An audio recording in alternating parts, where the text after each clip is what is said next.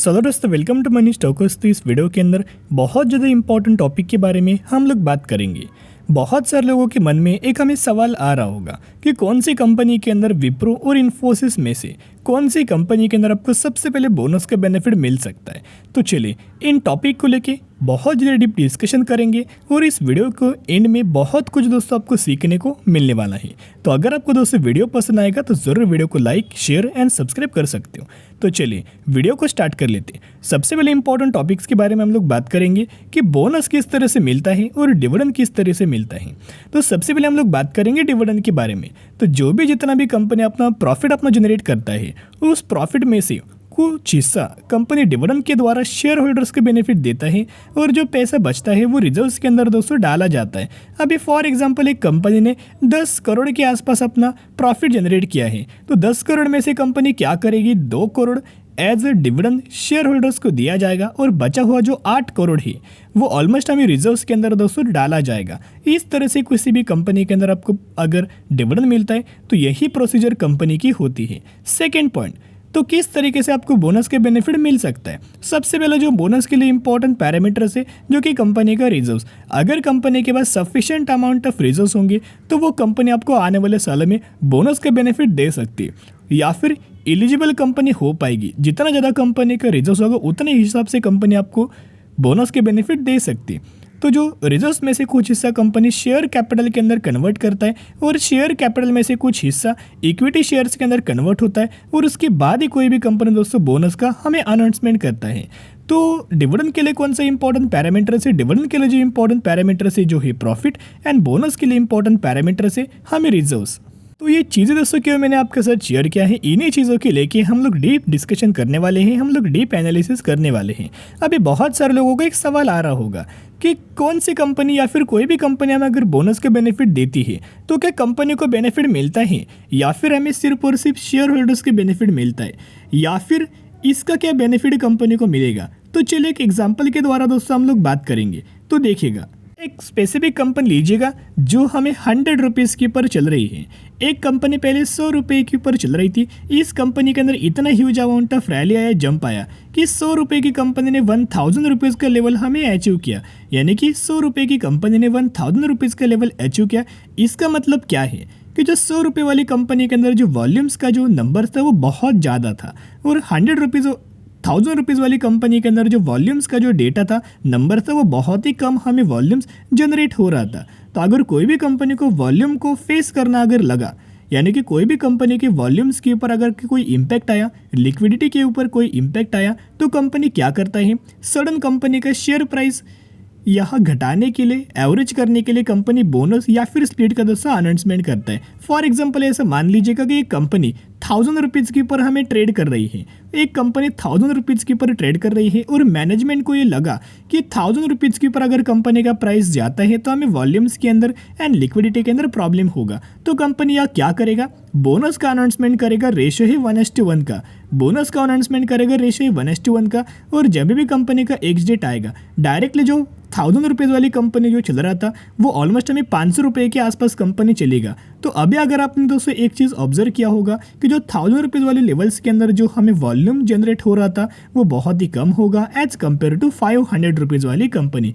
तो जिसके द्वारा ये बेनिफिट शेयर होल्डर्स को भी मिलता है और इसका ज़रूर बेनिफिट हमें स्पेसिफिक कंपनी को भी नजर आ जाता है। तो चलिए सबसे पहले हम लोग बात करेंगे इन्फोसिस के बारे में। तो अभी डेटा के बारे में दोस्तों हम लोग बात करेंगे। सबसे पहले अगर आप देखोगे तो यहाँ भी हम आ चुके बोनस हिस्ट्री के ऊपर जो कि इन्फोसिस की है। या आप देख सकते हैं इन्फोसिस के बोनस हिस्ट्री के ऊपर कुल मिला के कंपनी ने 8 बार दोस्तों बोनस का बेनिफिट दिया है, और 8 में से 7 बार कंपनी ने 1:1 रेशियो का ही बोनस का दोस्तों बेनिफिट दिया है, और एक बार कंपनी ने 3:1 रेशियो का बोनस का हमें बेनिफिट दे चुका है।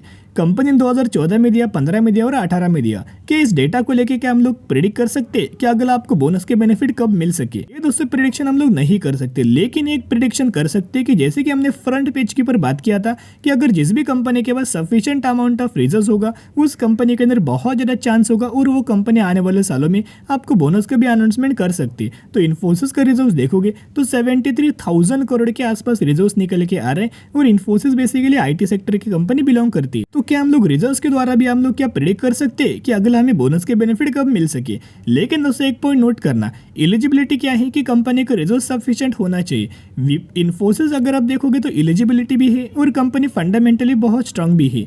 तो लेवल्स दोस्तों इस तरीके से लेवल्स के बारे में हम लोग बात करेंगे। जो लेवल्स देख के कंपनी के मैनेजमेंट, कंपनी के प्रमोटर्स को दोस्तों बोनस का हमें अनाउंसमेंट पहले करते थे। तो ये लेवल्स क्या है दोस्तों, लेवल्स अपने डायरी के ऊपर जरूर नोट आउट कर सकते हो। जब भी कंपनी का प्राइसिंग 1300 से लेके 1400 रुपए तक जब कंपनी जाता था, डायरेक्टली कंपनी के प्रमोटर्स बोल सकते या फिर कंपनी के मैनेजमेंट बोनस का अनाउंसमेंट करते थे, स्प्लिट का अनाउंसमेंट करते थे। जिस तरह से हमने इन्फोसिस के बारे में बात की, वैसे हम लोग बात करेंगे विप्रो के बारे में।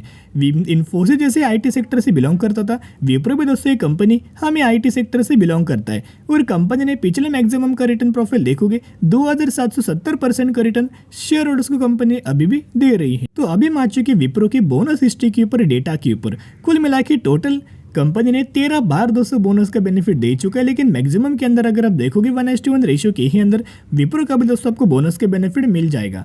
अगर अगला कभी भी बोनस के बेनिफिट मिल सकता है, सिमिलर 2010 में बोनस के बेनिफिट दिया, 17 में दिया, 19 में दिया। अगला में बोनस का बेनिफिट कब मिल सकता है, लेकिन उससे पहले कब मिल सकता है, उससे पहले क्या विप्रो क्या हमें एलिजिबल है, उसके लिए हमने देखना चाहिए रिजर्व्स का डेटा। तो करंटली अभी हम ओपन कर चुका है विप्रो के रिजर्व्स का डेटा। तो रिजर्व्स अगर आप देखोगे तो कंपनी के पास 76,000 करोड़ का रिजर्व्स है।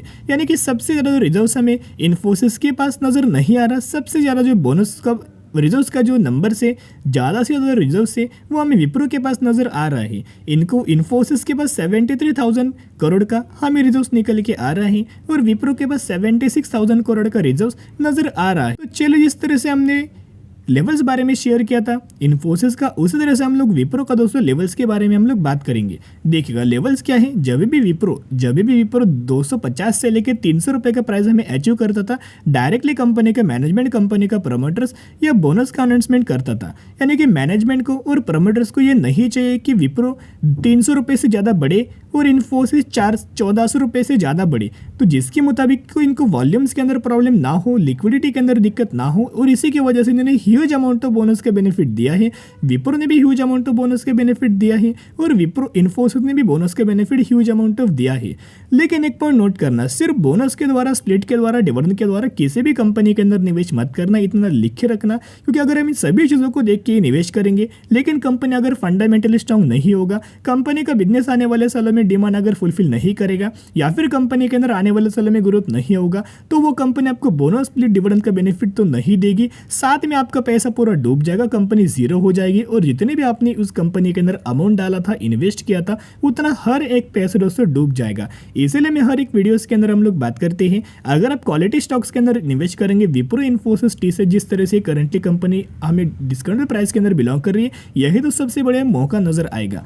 अभी हम लोग दोस्तों कंक्लूजन के ऊपर बात करेंगे कि हमें बोनस के बेनिफिट कब मिल सकता है।